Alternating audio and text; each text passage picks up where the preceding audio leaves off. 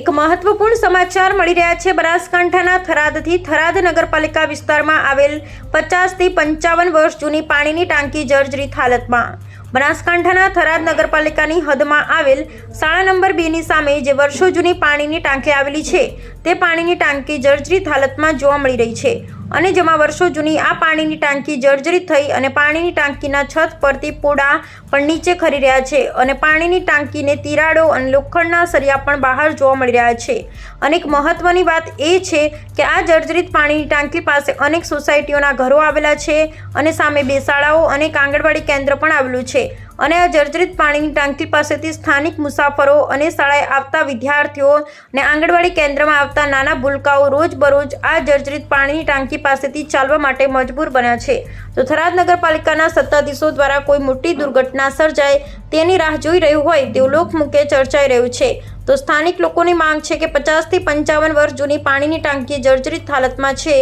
તો તે પાણીની ટાંકીને ધરાશય કરવામાં આવે તો કોઈ મોટી દુર્ઘટનાથી બચી શકાય તેવી લોક માંગ ઉઠી છે અને હવે તો આવનારો સમય જ બતાવશે કે થરાદ નગરપાલિકાના સત્તાધીશો દ્વારા આ જર્જરિત પાણીની ટાંકીને ધરાશય કરવામાં આવશે કે મોટી દુર્ઘટના બને તેની રાહ જોશે।